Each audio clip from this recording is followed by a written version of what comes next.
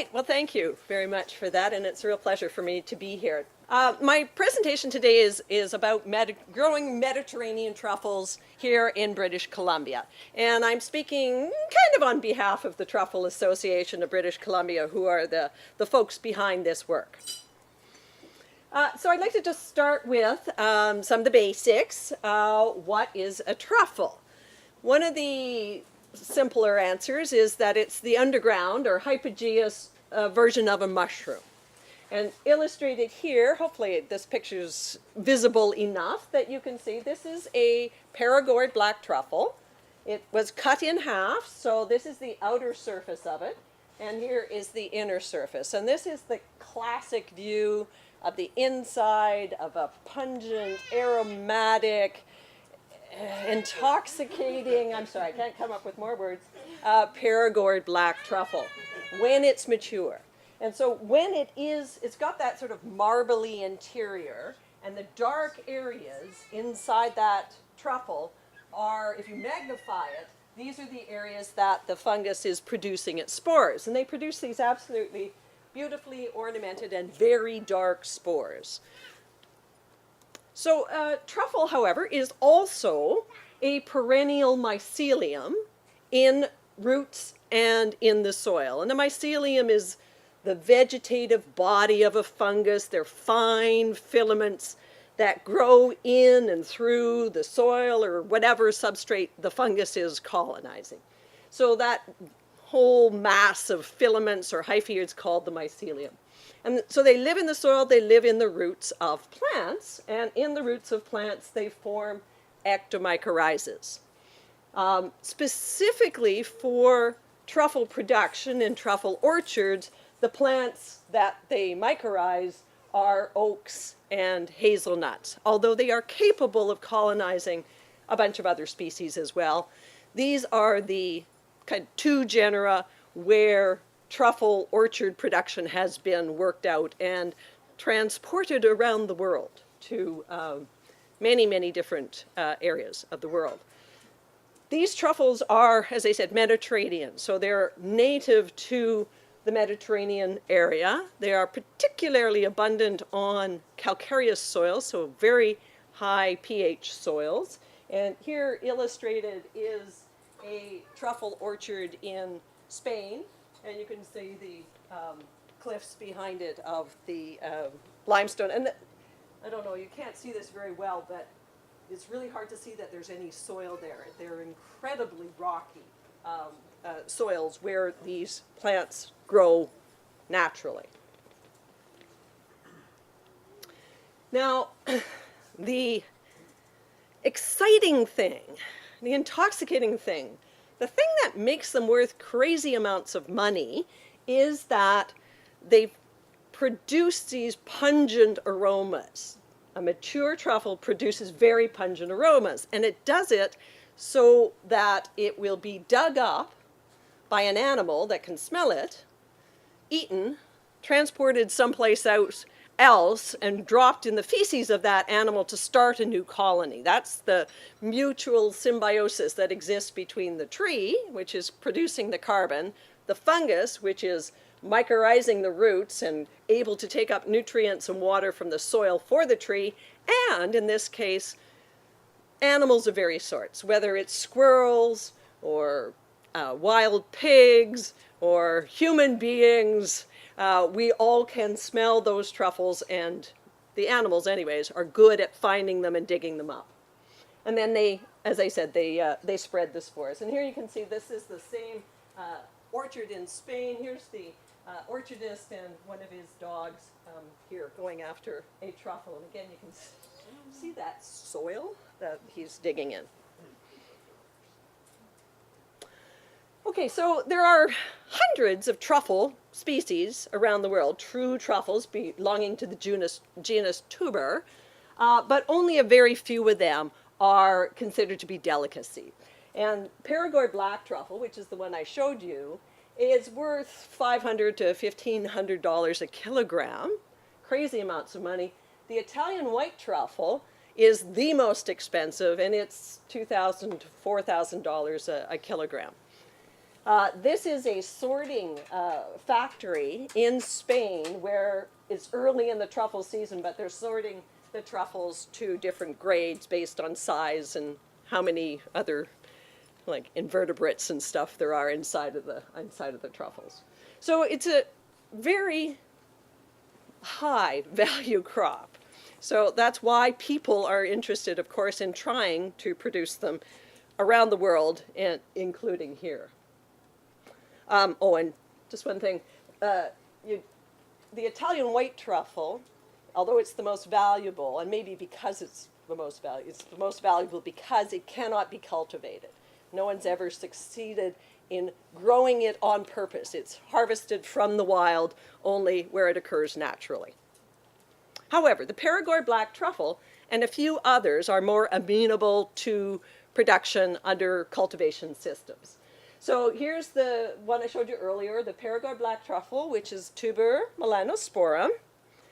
And that's the main one that people here in BC want to produce, because of the ones that we may be able to produce here, it's the most valuable. Then there is the summer or burgundy truffle, Tuber aestivum. It's another one of the black truffles, which means that the outer surface, or the peridium is black. It is a different species. It forms at a different time of year, has different aromas. It's not as pungent. It's not as valuable. But it is still a commercial truffle. And then the other one I'll mention as another possibility of what could be produced here is this, the bianchetto, which is Tuber borchi. It's a white truffle instead of a black truffle. And the first one of it to be produced commercially happened just last winter in Idaho, of all places. Who would have thought that's where you'd produce truffles? But so that's another possibility for British Columbia. In addition to these Mediterranean truffles, though, we also have native truffles, which south of the border in Oregon and Washington are harvested commercially and sold commercially. Particularly the Oregon white truffles. There are 3 or 4 different species of white truffles. Oh, thank you. And here's an Oregon black truffle. And those are harvested from the wild. They're not cultivated in the sense of agriculture where you have some control over all elements of the production. Instead, they are produced kind of incidentally or accidentally in overgrown Douglas fir Christmas tree farms that were planted in old pastures immediately adjacent to second growth Douglas fir forests. Got that? And then it really takes all of those elements. And then when these Douglas fir Christmas tree farms, if they weren't harvested when they were young and they were let to get 30 years old or more, that's when they're starting to produce these commercial truffles. It's totally happenstance. Probably what happened is the small mammals were digging up the truffles in the native forests and going out into the Christmas tree farm and defecating and just providing the inoculum, the spore inoculum of these native species. But despite the efforts of Charlie Lefevre, who's kind of the truffle guy, in Oregon, who's inoculated thousands and thousands and thousands of Douglas fir trees with this native fungus. He can get the mycorrhizas to form now and then. He's having more success now than he did before, but no one at this point is able to inoculate the host, plant it out, and get truffles to form. We do know that we have both of these species here in British Columbia. They're collected every once in a while, almost by accident. Here in the province. So we've got records of it. We'd had a young guy with the South Vancouver Island Mycological Society in April of this year, found some big, beautiful tuber gibosums in the Victoria area. So we know that they're around, but we don't have people out there looking for them. And so I'd like to kind of encourage people to get bitten by the truffle bug and get out, train a truffle dog and go out and look for these truffles. Okay, so the Truffle Association of British Columbia is a group of enthusiasts, producers, mycologists, agrologists, anybody who's interested in it. dedicated to the establishment of commercial truffle industry in British Columbia. The association was established in 2004, and as far as I know, probably 2003 was when the first truffle orchard was established here in the province. The rest of this is kind of speculative because we do not know how many truffle orchards there are. There may be 10 or 20, somewhere in that vicinity. That reminds me, the truffle industry is fraught with secrecy. It's just the most amazing, interesting. I guess it's because the product is so valuable that it makes people a little crazed. And it appeals to kind of the high-end wine snob, kind of. That's a terrible thing, but you know, that kind of the people who are into that exotic food side of things. But anyways, there's a whole bunch of secrecy associated with it. It's hard to get good scientific information to provide to people to guide the, you know, the production of truffles. But the Truffle Association is trying to work on that and provide that information here to people in BC. Anyways, there's a lot of secrecy, and in fact, in Europe, there's huge concerns about truffle fraud. And I'll mention some of the issues related to that in a minute. Okay, so the Truffle Association of British Columbia, when they got going, they realized that they would need to first assess the likelihood of the climate even supporting the production of truffles here, of Mediterranean truffles here. And we focused on these three likely areas, southern BC, good agricultural areas, the warmer end of our climates as the likely areas of possibility.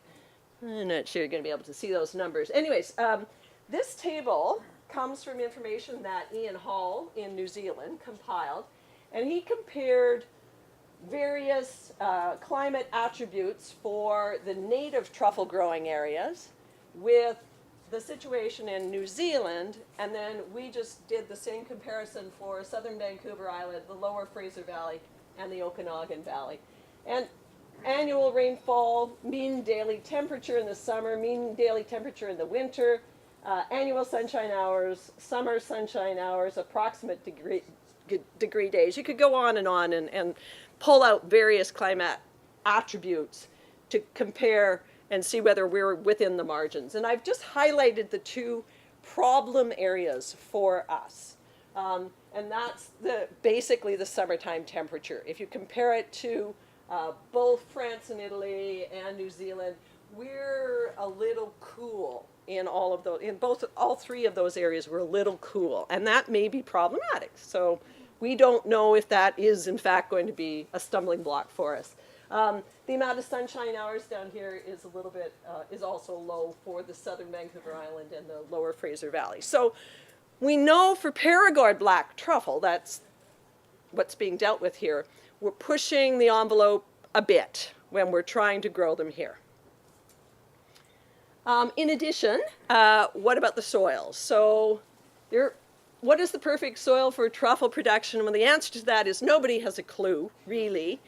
You can describe what it's like in its native range. It's very, very rocky. It's very, very alkaline because it's limestone origin. It's very freely drained there. Basically, it's just bedrock breaking up. And so it's very different from what we have here, right? So we don't know what the perfect soil for truffle production is going to be here. We simply don't know. But again, if you pull information together from New Zealand and Australia where they are producing these truffles and then think about how that might translate here, this is a ballpark of what a good soil would be like. Okay, so we want an optimum pH of 7.9. So where would that be in the province? So we obviously have to add a lot of lime to get the pH up. 60 tons of lime per hectare is the more or less ballpark that people use around the world. It's a lot of lime. And you have to kind of fine tune it. You don't want to go 8 or above because then you end up with micronutrient deficiency problems, which you can address, but you don't, how complex do you want to make it for yourself?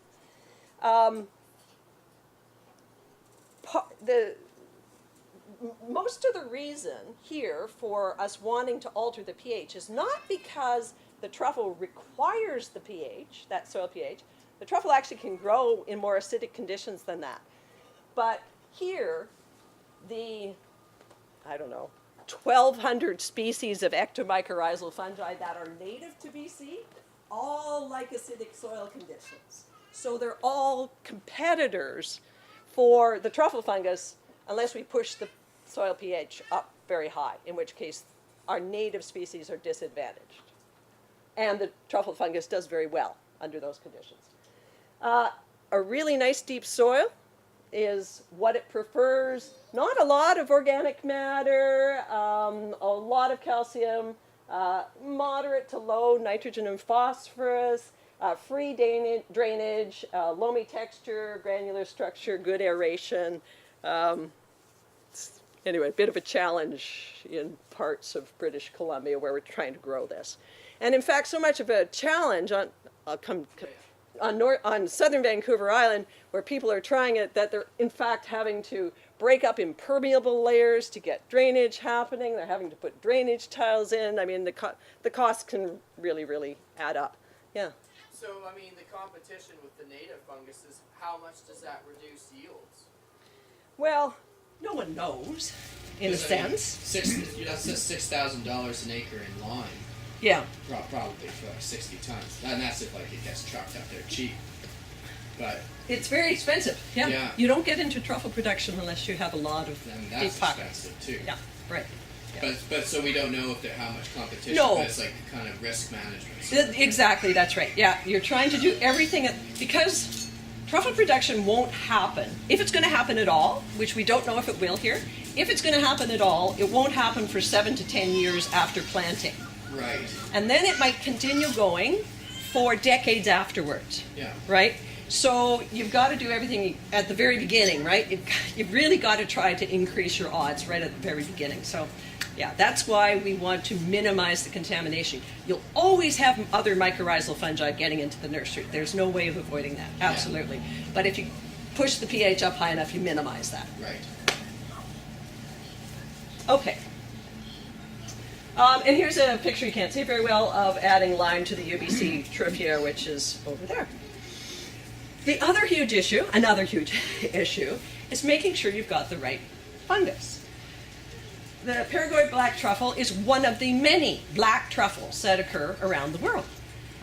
The summer truffle that I showed you a picture of, which has commercial value, that's another black truffle. But there's other ones. There's tuber brumali, another European species. It's actually a commercial species as well, but very low value. There are Chinese truffles that are black truffles, which apparently are not very aromatic, and again, in the marketplace have very low value. So, and it takes expertise. If somebody handed you a truffle, it takes expertise to know what species of truffle you've got. You've got to be able to look at the morphological characteristics, both at the macro scale and at the microscopic scale. And at this point, we're starting to rely more and more on sequencing to be sure you've got the right species of fungus. And you can do that, you can sequence, of course, both the fruiting body, the sporocarp or the truffle itself, or from the mycorrhizas. And so there are, Charlie Lefevre, who produces inoculated seedlings in Oregon and does a good job of it, he buys lots of truffles from Europe to inoculate the seedlings, as does everybody who inoculates seedlings. And he goes through them now, and every single truffle or fragment of truffle that he uses as inoculum, he has that checked using the molecular techniques. Because he goes through those, and he will look at them under the microscope, and he will find tuber brumali and other things mixed in there. And nobody is necessarily trying to defraud him, but basically all the producing sources in Europe, all of those truffle orchards have a variety of truffles in them. And so if they've got different black truffles and they're marketing, a lot of truffles out of the orchard, it's hard for them to take the time and say that's that species and that. And there's people who are perpetrating fraud too. So it is a bit of a challenge to know from the very beginning that you got the right fungus. And if you've got the right fungus, and you can colonize the roots of the seedlings, put them into the nursery, at least you've started with the right fungus, right? If you've got the wrong fungus in there, these are very aggressive, both of these groups of fungi against the Perigord black truffle, and they could take over the nursery or the orchard. So generally speaking, what happens is that people who want to start a truffle orchard buy pre-inoculated seedlings. The situation here in BC is that, as far as I know, at last count, now we're down to one truffle nursery in British Columbia, one nursery producing truffle inoculated trees in British Columbia. There's one in Oregon. There's one in the UK that has sold to people, I think, in Ontario, who are putting in a truffle orchard. So there are some different sources of a truffle inoculated trees, none of which are hazelnut, because you can't bring hazelnut in across the border. So if you buy truffle inoculated trees from Oregon or the UK, it has to be oak, and they have to be bare root. So it's possible, but it makes things a little bit more difficult. And we would like here to have truffle inoculated hazelnuts Tom,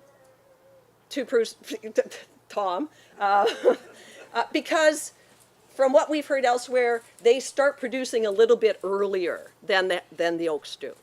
So oaks may take 15 years, 10, 15 years. Hazelnuts may start producing truffles 7 to 10 years. So that would be nice. Okay. Huge issue is monitoring and quality assurance, because you can get the wrong fungus on there so very easily. And who's taking care of that? Well, no one, essentially, at this point. The Truffle Association of BC, I think it's on our website, we did pull together sort of a quality assurance protocol that just describes what we think good practices would be, but of course nobody has to follow that. And currently, the North American Truffle Growers Association is also working on a protocol to try to certify nurseries that they follow, appropriate procedures and do the right checks and that sort of thing. So, but right now it's just caveat emptor if you want to buy truffle inoculated seedlings. What I recommend to people is, no matter who you buy them from, make sure you get them checked by an expert to be sure that they don't have something wrong on the root system, that they're well colonized by the right truffle species. That itself costs money, right? So there's another level of cost. Many people say, but the commercial nurseries, they just buy truffles from Europe, and they buy some green seeds, hazelnut seeds, and germinate them, and they put them together, and I could do that. Why couldn't I do that? And you could, and many people try. I only know of one person who has actually produced truffles by doing that himself, and this is Tom Michaels of Tennessee Truffles. He actually has a PhD in truffle inoculation, of all things. There's not many of those around. And here he is out in his truffle orchard in Tennessee. He is producing commercial Perigord black truffle, and that's his company. It's just complex. This is the problem. It's just not easy. It's not as easy as taking a truffle, grinding it up, and putting it with the roots of a seedling. Anyways, I don't recommend you doing it, but it is possible that you do. As if there aren't enough concerns, you've probably heard about this today a couple times. The eastern filbert blight is just a huge issue. The hazelnuts that are currently, our truffle orchards that are out there now, are currently on the old varieties, so they will be susceptible. They are susceptible to eastern filbert blight. At least one of our truffle orchards, not our truffle orchards, truffle orchards of the members of the Truffle Association, we know have the blight already. So that's a huge issue for us. Okay, and finally, if you overcome all those barricades and boundaries and hurdles, and you get to the end of it, you actually have to find the mature truffles that are in your truffle orchard, and of course they're underground, so you can't see them. In Oregon, most of the native truffles are harvested by rake. So folks know which stands are productive, and they take these little cultivator rakes and they go out and they dig up the soil and they collect the truffles. That has caused the value of the Oregon white truffles to plummet because most of the truffles they harvest are immature and they smell like nothing. They don't have the... Has anybody smelled Oregon white truffles? They're mind-blowingly strong and pungent, and not everybody likes them. I love them, but they're when they're ripe, they're really a force to be reckoned with. But that's what the chefs will pay money, or people will pay money for that product. But they smell these other things and they think, why should I pay money for it? So the Oregon white truffles, which are arguably as good as these European species, go for $80 a pound instead of $800 a pound, right? And the major problem is because people harvest them with the rakes. They're now starting to really get into using trained truffle dogs. As you see, this is in Oregon. Stella is a trained truffle dog in Oregon. And they're more and more converting to that. And as their Mediterranean truffle orchards come on and start producing truffles, they'll have to use dogs. So hopefully that will spread into the native truffle harvest as well. Okay, I want to talk about the research and demonstration project of which this truffle orchard here is a part. The Truffle Association got funding from the Investment Agriculture Fund many years ago to set up to do a research and demonstration project. The one part is to establish the truffier at UBC, and if you've seen it, anyway, we can go talk about it later if you want. Anyway, and then we were working with these cooperator truffiers. And the goals were to monitor mycorrhiza development and soil conditions over time and use that plus production information to provide guidance on best management practices for BC. So as you can tell from my introduction here, that you've got to ensure that you've got the right fungus from the beginning. You use the truffles from Europe as inoculum, you grind them up, you inoculate seedlings. You have to be sure that you've got the right fungus to start out with. You can identify it molecularly and morphologically. You inoculate seedlings, the mycorrhizas develop, you put those out into the orchard. And then what we are doing is monitoring over time both the morphological, the mycorrhiza formation, and then we're doing checking the mycorrhizas with the sequencing as well to be sure we've got the right fungus.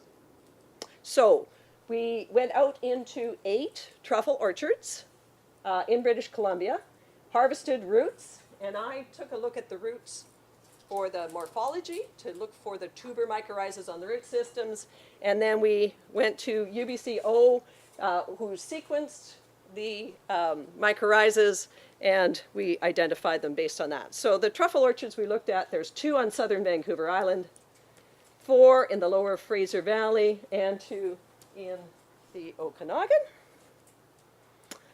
One of our truffle orchardists is trying something completely different, and she's trying to grow her trees in these enormous pots. Not recommended. The trees have now grown through the holes in the bottom of the pots and aren't going to be moved anywhere. But most truffle orchards look like this. This is an aerial photograph from Google Earth. Thank you, Google Earth, of a truffier in the lower Fraser Valley. It's in 2 parts. And here's another truffle orchard in the lower Fraser Valley. You can see there. Okay, and this plant comes from that orchard I just showed you. You can kind of maybe make out around it this area, which is a brulee. And the brulee is characteristic of the area around the base of the tree where the mycorrhizal fungus, the tuber fungus, has taken control, basically. And by kind of unknown means it kills off the vegetation around the tree. And so the brûlée development, the development of that burned area, that's a French word, just means burnt, that burnt area around the tree is kind of the precursor, gets you excited about maybe there actually will be truffles produced there a few years after the brûlée forms. There may be brûlée there. The truffle orchardist, he says some years you see it, some years you don't. I don't know. I'm optimistic. I think it might be there. Okay, so let me just show you the results of this thus far. So here's the truffle orchards, 2 on Vancouver Island, 4 in the lower Fraser Valley, 2 in the Okanagan. And you can see that some of them are just using the hazelnut, some are also using English oak. That's Quercus robur. Most of them are they're trying to grow tuber melanosporum, but a few of them here and here, tuber estivum, are also trying to grow the summer truffle. Okay, so what did we find?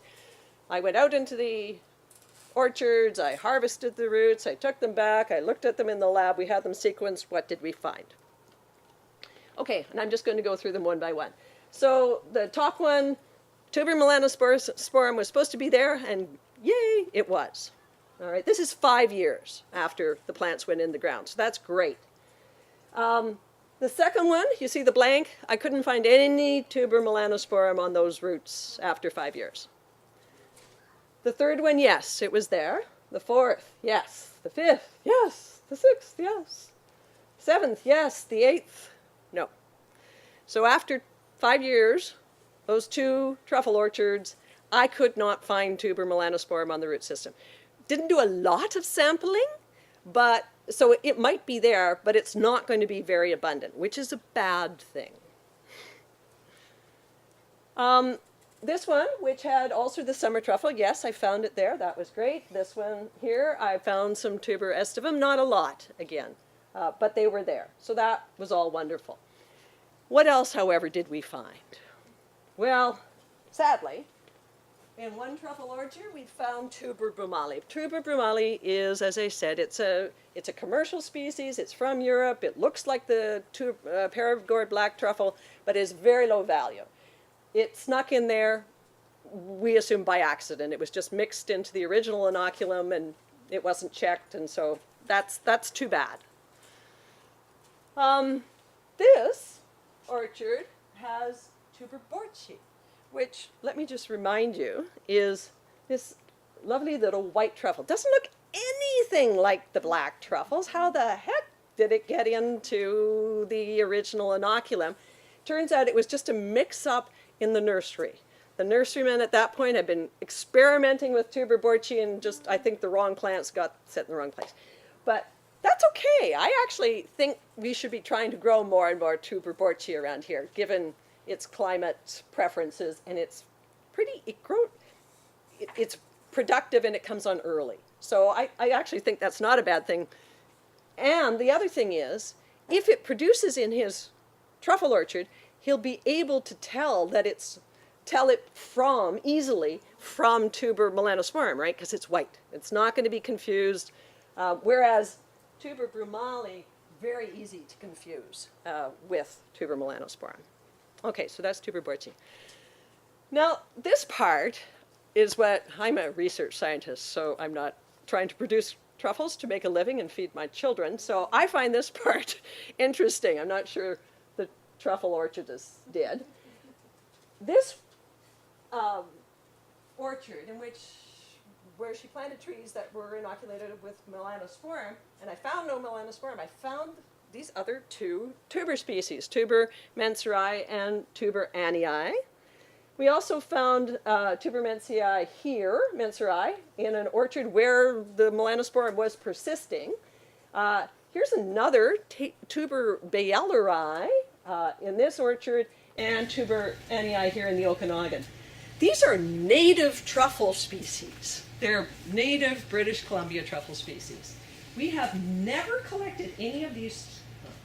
It's not quite true. As far as I know, there's one collection of the fruiting bodies of tuber annii from Williams Lake, British Columbia, in a herbarium, I think at UBC here. The others we've never collected here. This is the first reports of their occurring in the province was from sequence information from these root tips. They form, if they ever form them, tiny wee little truffles, probably of zero commercial value whatsoever. So interesting, I kind of find it quite fascinating that the corylus, and that's always the hazelnut. I didn't find them on the oaks at all. But on the hazelnuts, they seem to be a good host for these native truffle species. Okay, so drawing to a close, the summary of the findings thus far. So this is just at 5 years, and now some of the truffle orchards are into I think the oldest are about 7 years. So at 7 years, if you're really, really, really lucky, you might produce your first truffle. So we're getting to that really exciting and nerve-wracking stage. So at 5 years, we found that tuber melanosporum is in fact persisting. Didn't tell you about this, but there's some questions about how well it's spreading out from the main part of the roots, and is it actually a good competitor?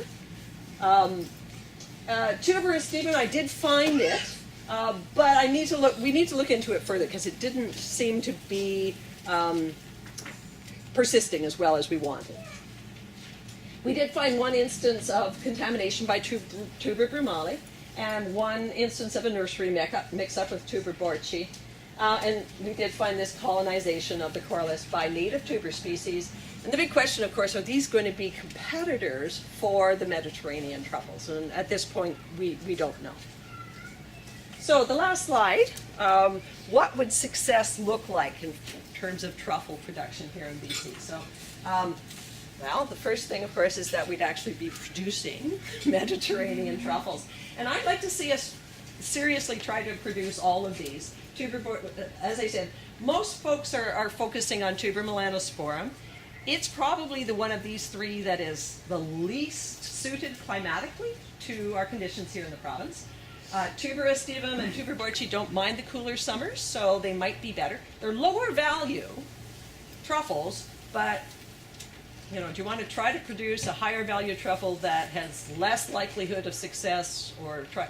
Anyways, it's just kind of one of those business decisions that you might be thinking about. So we would produce all of these species of truffles. I'd love to see native truffles become more interesting or of interest, or people people become aware of our native truffles and harvest them recreational or maybe even commercially. Clearly, people talked about this morning, there needs to be some kind of a marketing plan in place for BC truffles so that they get their share of the market. There was a study a few years ago, there's a white paper, discussion paper on the truffle industry that was produced in Oregon a couple years ago, kind of looking at the whole economics of it, and according to it, there's no end in sight for demand for the truffles. That even if every single truffle orchard in the world produced truffles, the supply would not outweigh the demand. So take that with a grain of salt. And of course, success to me would be that all truffles are harvested using trained truffle dogs. So there's another element of our agroforestry, is to bring the animals into it, because you've got to use trained truffle dogs. Traditionally, pigs were used to harvest truffles, but pigs love to eat truffles, and a really large pig is hard to fight. It's hard to get that truffle out of its mouth. Whereas a dog, you can train the dog to take a treat, a little food treat, and give you the truffle.